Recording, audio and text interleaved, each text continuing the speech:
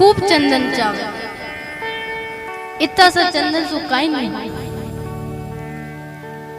नरसिंह जी कवे कि तू तो लाई चल रो कलशो, कर कर मन में प्रेम, और एक एक साधु पीवे तुम्बा चार चार।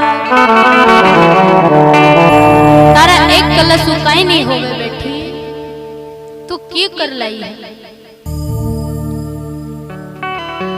गुड़ की भेली चावल लाई एक पसी, वो सूर्य ने कल वो चावे आसी से।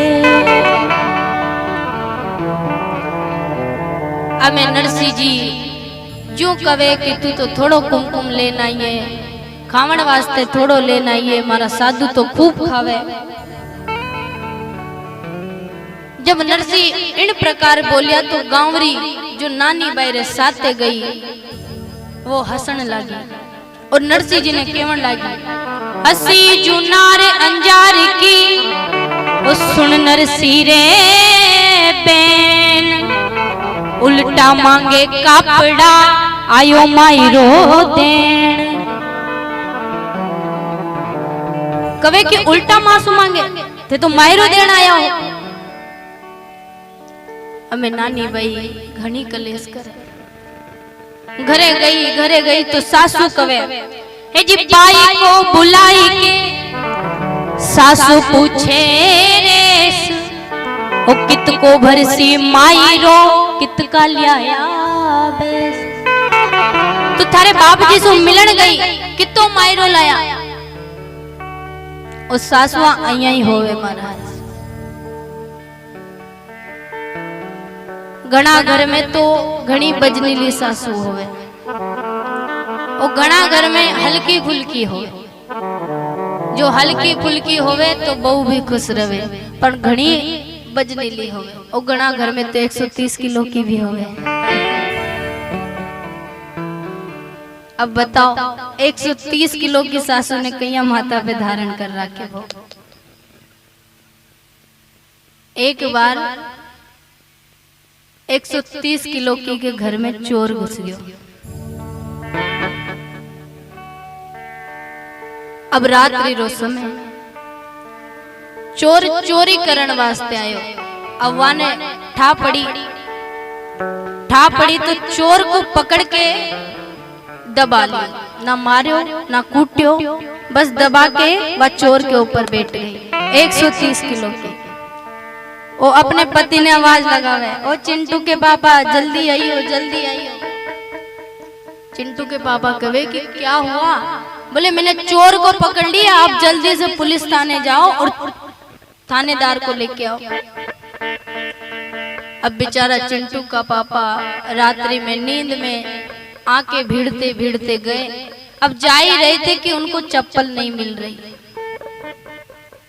चप्पल ढूंढते ढूंढते 10-15 मिनट हो गए, चप्पल नहीं मिलती।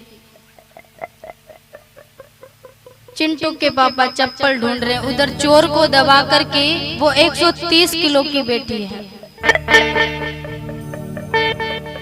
अब जैसे ही जाने लगते हैं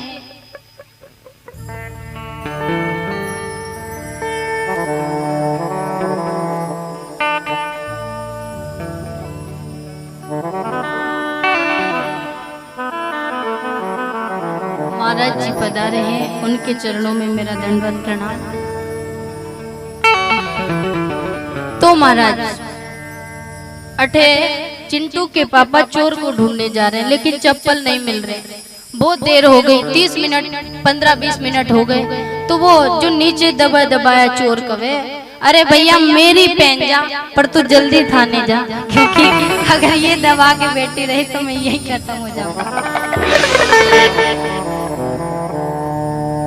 तो महाराज घना घर में ऐसी भी सास हो। अच्छा, सास का मतलब क्या होता है ये बताओ आप तो मुझे। सास बोलो, जानते हो क्या आप? सास का मतलब क्या होता है? नहीं जानते? चलो आज जान लो तो फिर। सास किसको कहते हैं? जिसको देखते ही बहू का सास ऊपर का ऊपर और नीचे का नीचे रह जाए, उसको कहते हैं सास। अटे तो नहीं है ना ऐसी कोई भी? अच्छा, अटे तो सब माँ है। वो भगवान से यही प्रार्थना है कि सबको माँ मिले।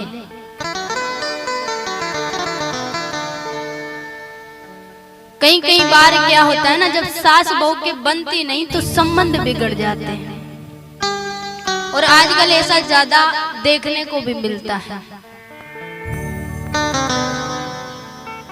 सास कुछ कहती है तो बहू सुनती नहीं, और जब बहू नहीं सुनती तो सास और बहू के बीच में लड़ाई हो जाती है। फिर या तो सास निकल जाएंगी घर से, या फिर बहू निकल जाएंगी, या फिर वारे न्यारे हो जाएंगे।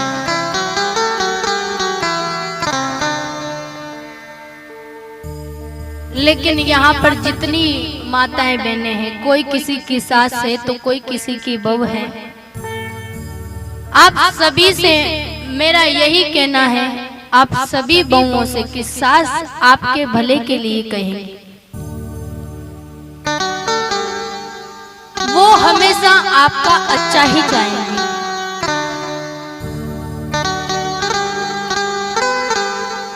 और सासों से मैं ये कहूं कि आप ज्यादा अपने बहू को ताने ना मारें। ज्यादा कहोगी वो सुनेगी नहीं, और नहीं सुनेगी तो फिर संबंध बिगड़ेंगे, फिर संबंध टूटेंगे।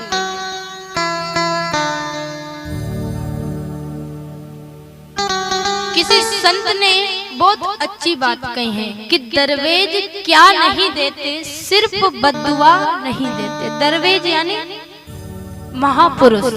दरवेज क्या नहीं देते, सिर्फ बद्दुआ नहीं देते। आप ये सोचो, तेरी करनी तू जाने, जा हम तुझे सजा नहीं देते हैं। क्योंकि सजा देंगे तो क्या होगा? डर है संबंधों के टूट जाने का, डर है संबंधों के टूट जाने का। इसलिए हम तुझे मशवरा नहीं देते। मशवरा यानी सलाह, इसलिए हम तुझे सलाह नहीं देते।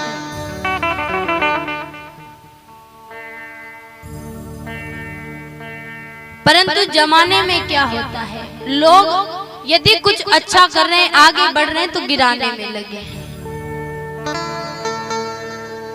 साथ देने के बजाय हम ईर्ष्या करते हैं, जलन करते हैं। यदि समाज में कोई आगे बढ़ रहा है, यदि राष्ट्रीय हित में कोई आगे बढ़ रहा है, तो हम गिराने की कोशिश करेंगे। ऐसा कोई ढूंढेंगे शब्द, ऐसे कोई त्रुटि ढूंढेंगे जिससे हम ये साबित कर सके कि ये गलत है।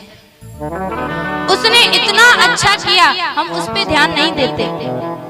कई बार जब हम कथा में जाते हैं ना महाराज, तो कथा कितनी भी अच्छी बोल दो, पर वो यही ढूंढते हैं कि व्यास जी कब गलती करे और हम कब कहें।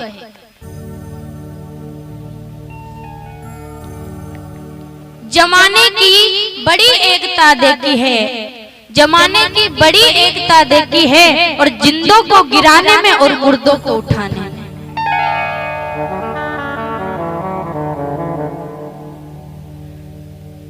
सभी खंडों पर रख लेंगे, कोई मरना तो सीखे।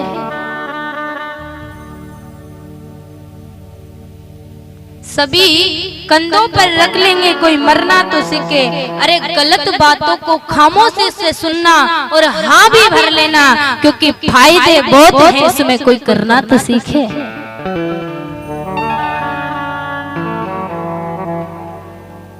हर जगह बोलना जरूरी नहीं होता है। कुछ जगह ऐसी होती है जहाँ पर हमें चुप रहना पड़ेगा, और चुप रहने में ही फायदा है।